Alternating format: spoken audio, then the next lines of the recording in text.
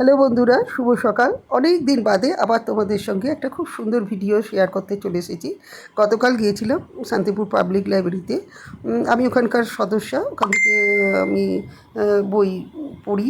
প্রচুর প্রচুর কালেকশান আছে এই লাইব্রেরিতে। অনেক বহু পুরনো প্রাচীন লাইব্রেরি এটি। এখানে এই লাইব্রেরির বিশাল মাঠে আমাদের যে দেয়ালে একটি সুন্দর চিত্রশিল্পে অঙ্কন করা হয়েছে।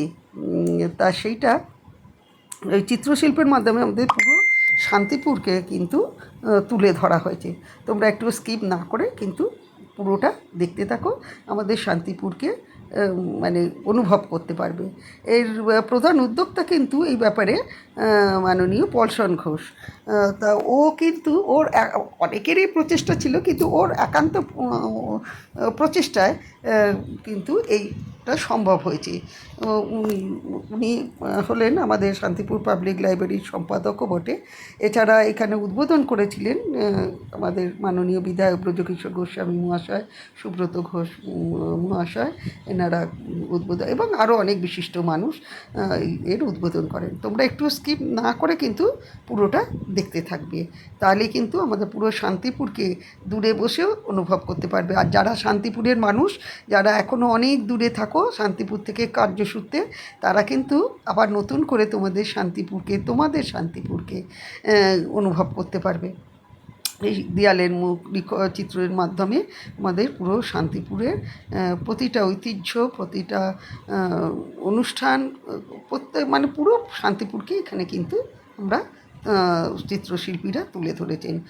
প্রায় 38 জন চিত্রশিল্পী এইতে অংশগ্রহণ করছেন। তাদের অক্লান্ত প্রচেষ্টা, দিন রাত জেগে তারা কিন্তু আমাদের সকলের জন্য এই এত সুন্দর একটা প্রচেষ্টা তারা সফল করতে সমর্থ হয়েছে।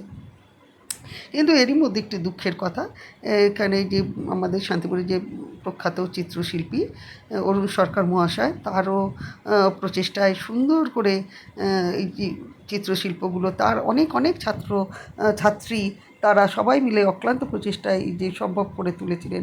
সেই অরুণ সরকার মহাশয় যেদিন উদ্বোধন হবে এই দেয়াল চিত্রশিল্পটি, তার আগের দিন হঠাৎ উনি বিনা নোটিশে পৃথিবী থেকে বিদায় নিলেন। কিছু করার নেই বলো, মানুষ মরণশীল, তাকে জন্মালে মরতেই হবে। সুতরাং ভগবান ঈশ্বর যখন তার ইচ্ছা হবে তখন তিনি তাকে পৃথিবীতে পাঠাবেন, আবার পৃথিবী থেকে তুলেও নেবেন। এখানে আমাদের কারো হাত নেই, তাই না? তবুও মন তো মানে না বলো। তাই তাকে অনেক অনেক শ্রদ্ধা, অনেক অনেক প্রণাম জানাই, তার আত্মার শান্তি কামনা করি। তারও অক্লান্ত প্রচেষ্টায় এই সুন্দর কাজটি সম্পন্ন হয়েছে। আর তোমরা একটুও স্কিপ না করে কিন্তু পুরোটা দেখবে। আবারও বলি, আর ভালো লাগলে লাইক, শেয়ার, কমেন্ট করতে ভুলো না। অনেক অনেক শেয়ার করো, যাতে আমাদের শান্তিপুরকে আমি তোমাদের সঙ্গে শেয়ার করছি, তোমরা আরেকজনের সাথে শেয়ার করবে, সেই আরেকজনের সাথে শেয়ার করবে। এইভাবে যদি চেন ওয়াইজে শেয়ার করতে থাকো, আমাদের শান্তিপুর কিন্তু বর্তমানে তো একটা বিশিষ্ট স্থানে আছে। আরও শান্তিপুর কিন্তু বিশ্বের দরবারে পৌঁছে যেতে তার আর খুব বেশি দেরি লাগবে না।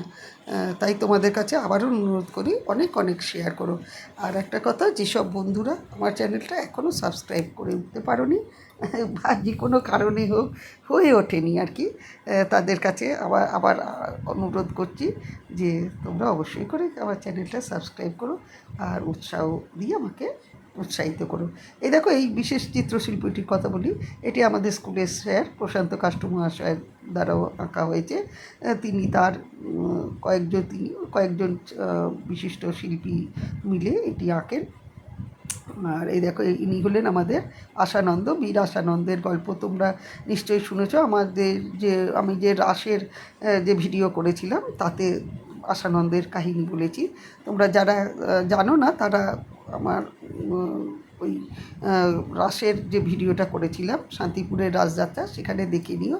এই দেখো আমাদের শান্তিপুরের প্রথম রেল, তখন তো ট্রেন ছিল না, তখন ছিল এই রেল। আর একটা কথা বলি, দেখো আমাদের শান্তিপুর যে শুধু শাক্ত বৈষ্ণবের দেশ তা না, এটা কিন্তু আমাদের ধর্ম সমন্বয় মিলন ক্ষেত্র। এখানে আমাদের হিন্দুদের উৎসব যতখানি আন্তরিকতার সাথে পালন করা হয়, মুসলিমদের অনুষ্ঠানও, মুসলিম সম্প্রদায়ের মানুষদের অনুষ্ঠানও ঠিক ততটাই পালন করা হয়, খ্রিস্টান সম্প্রদায়ের মানুষও ঠিক ততটাই উৎসাহ আন্তরিকতার সাথে পালন করা হয়। আর একটা সে মানে চিত্রের কথা না বললেই নয়, এই দেখো তোমরা দেখতে পাচ্ছ এখানে যে কাঁচি দিয়ে কাটার মতো করে শান্তিপুরটা বেরিয়ে আসছে। শান্তিপুরটা কিন্তু ভারত স্বাধীনতার সময় চলে যাচ্ছিল পাকিস্তানের আন্ডারে। আমাদের শান্তিপুরের বিশিষ্ট মানুষরা, অনেক মহান ব্যক্তিত্বরা, তারা কিন্তু এইটাকে রদ করেন। তারা রাতারাতি অনেক পরিশ্রম করে তাদের অনেক কিছু যুক্তি তর্ক দিয়ে আমাদের শান্তিপুরকে আমাদের আইনগতভাবে শান্তিপুরকে ভারতের মধ্যে রাখতে সমর্থ হন। তাদেরকেও প্রণাম জানাই। আজকে আমরা ভারতবাসী হিসেবে গর্ব অনুভব করতে পারি সেই সব মহান মানুষদের জন্য। তাই আজও আমাদের পাবলিক লাইব্রেরির মাঠে কিন্তু স্বাধীনতা দিবস পালন হয় 17ই আগস্ট। এই সেই পাবলিক লাইব্রেরি মাঠ, এখানে আমাদের অনেক বড় বড় অনুষ্ঠান হয়, অনেক সুন্দর অনুষ্ঠান হয়। তোমাদের তাহলে কার কেমন লাগলো অবশ্যই জানিও। ভালো লাগলে লাইক শেয়ার কমেন্ট করে এবং সাবস্ক্রাইব করে আমার সাথে থেকো, পাশে থেকো। পুরো ভিডিওটা দেখার জন্য অনেক ধন্যবাদ।